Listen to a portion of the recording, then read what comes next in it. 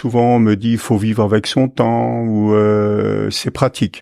C'est ce qui m'agace le plus parce que je suis persuadé que moins la vie est pratique et plus elle est riche.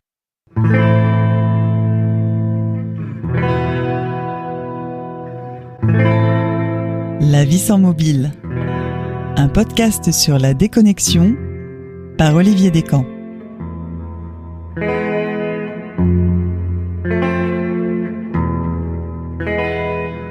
Je m'appelle Éric Delaclos, j'ai 65 ans et j'habite à Champagny, qui est un tout petit village de 25 habitants à une trentaine de kilomètres de Dijon.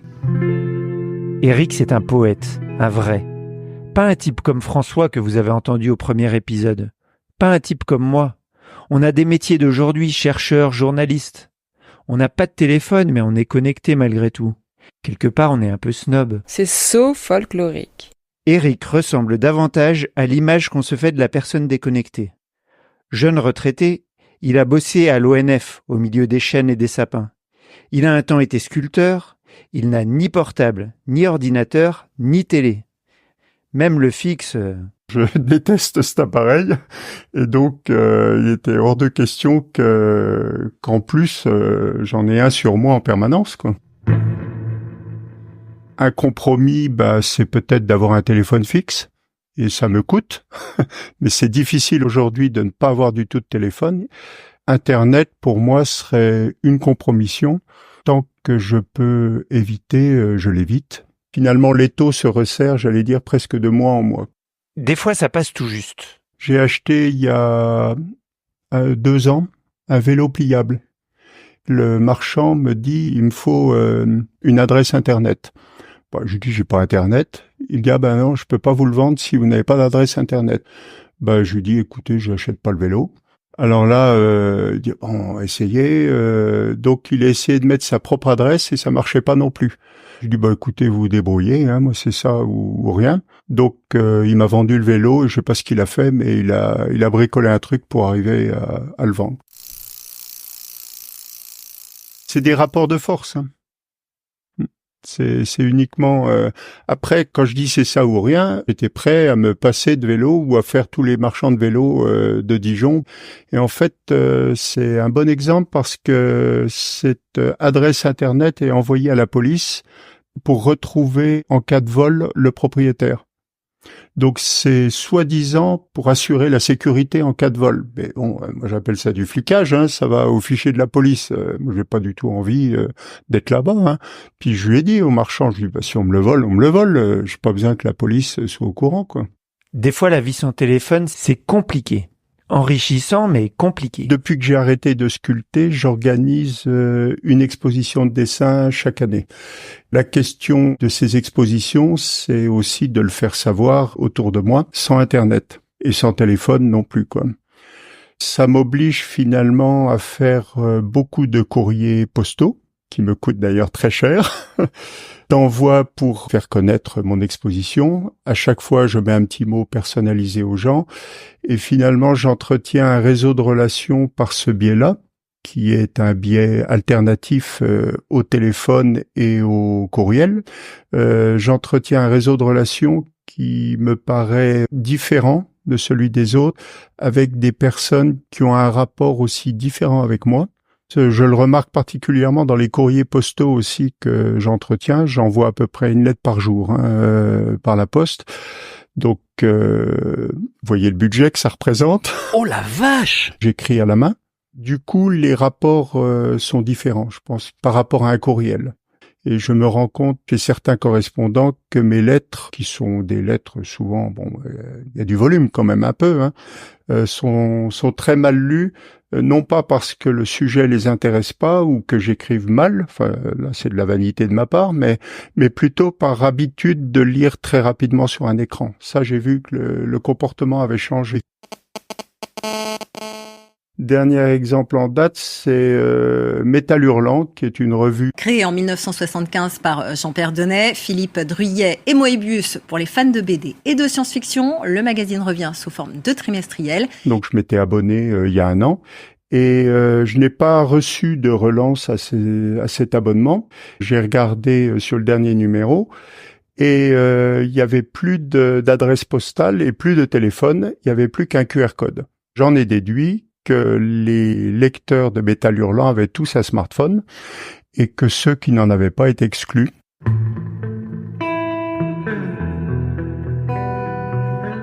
On ne va pas continuer l'inventaire, mais des exemples, Eric en a d'autres. Ça ne l'empêche pas de vivre. En revanche, il y a un truc qui l'énerve, c'est qu'on le prenne en pitié.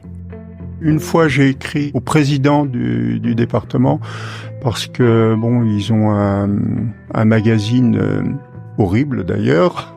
Je dis au passage, ça s'appelle Côte d'Or Magazine, dans lequel ils avaient fait un article sur l'électronisme, un néologisme qui met finalement en rapport l'illettrisme et l'électronisme, c'est-à-dire l'incapacité à se servir d'un outil.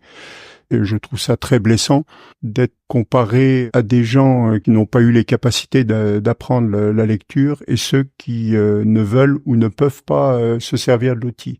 C'est pas du tout la même chose puisque l'illettrisme finalement peut être résolu par la solidarité humaine et sans outils intermédiaires. Parce que finalement, on peut écrire avec un doigt sur du sable.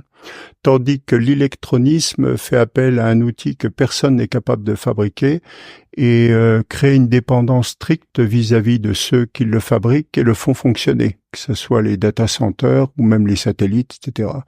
Quand les élus font des choix qui augmentent finalement la dépendance parce que c'est le tout numérique partout, particulièrement en Côte d'Or, avec le cartable électronique, je sais même pas à quoi ça ressemble. 2G, 3G, 4G, 5G. Et puis avec tout l'argent qu'ils ont mis aussi pour la fibre, je suis absolument pas d'accord parce qu'en plus ça crée une exclusion par rapport aux 10 ou 13 millions de Français qui utilisent pas Internet, et dont une grande partie l'utilisera jamais.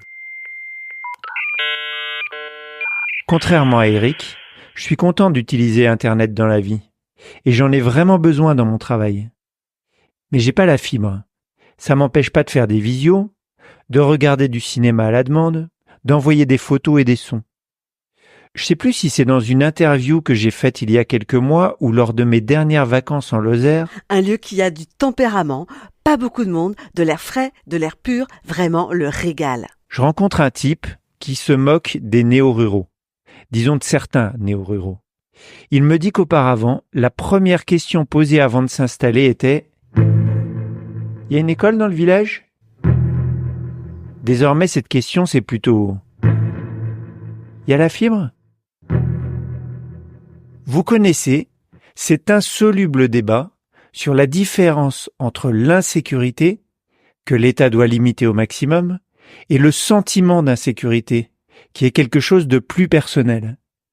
Est-ce qu'on ne devrait pas avoir ce même débat sur le numérique ? Avec la fibre et la 5G, est-ce qu'on cherche à sortir les gens de l'exclusion numérique ? Ou est-ce qu'on ne crée pas un sentiment d'exclusion chez ceux qui ne suivent pas le rythme parce qu'ils n'en ont pas les moyens ou parce qu'ils n'en ont pas envie ? Comme disait Gustave Parking, je vous laisse réfléchir là-dessus.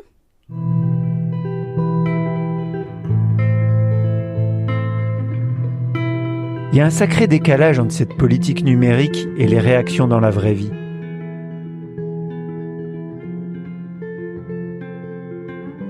Quand je dis que je n'ai pas de téléphone ou pas Internet, très souvent on me dit « Ah vous avez bien raison ».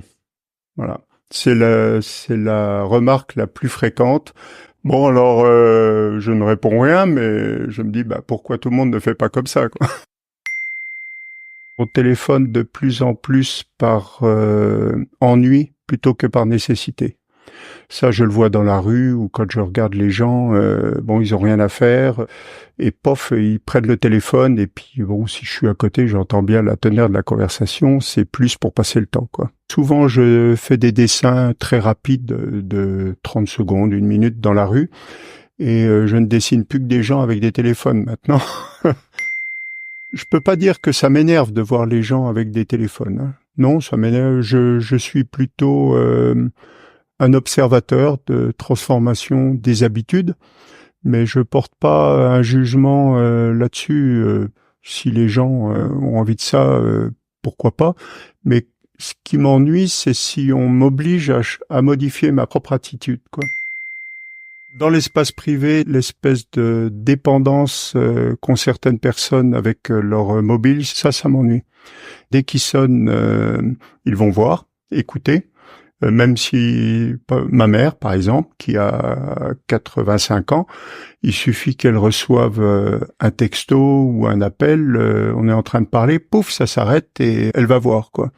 Donc quand on dit que les textos c'est pour pas déranger, tout dépend de la personne à qui on l'envoie. Je suis pour la paix des ménages. Je ne demande pas à Eric ce qu'il ressent quand sa femme utilise le mobile qu'elle a depuis quelques années.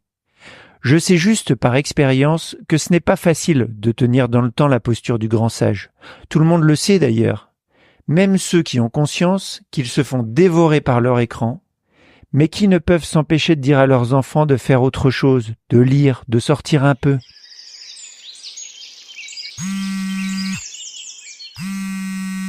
Un téléphone dans la famille, quoi qu'il en soit, ça ne passe pas inaperçu. Le plus difficile pour moi, c'est que maintenant, mes amis ou la famille passent par le téléphone de ma femme pour m'informer de certaines choses.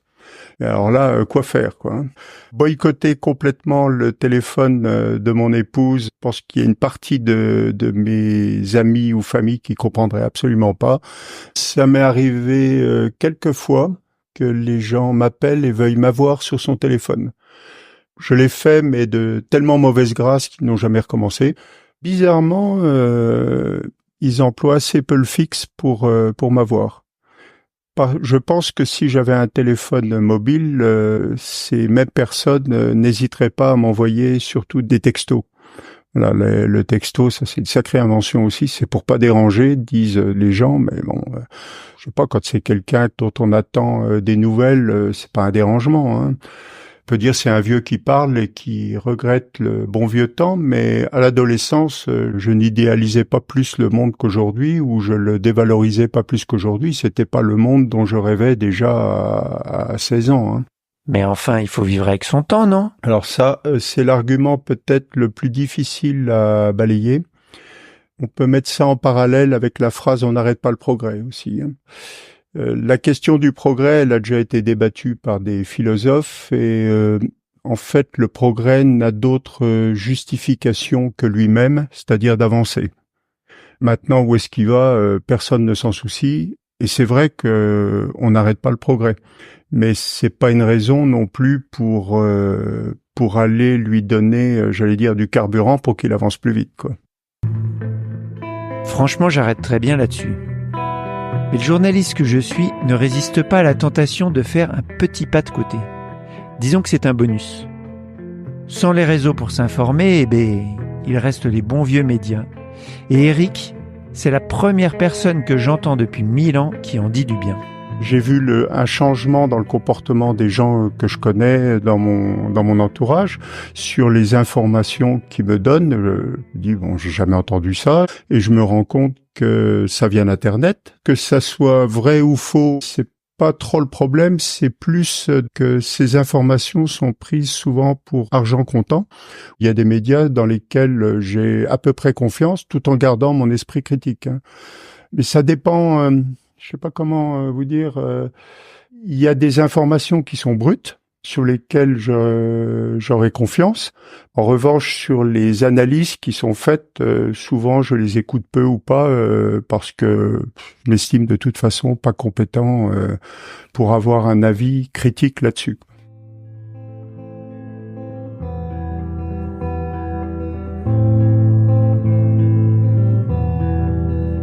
La vie sans mobile.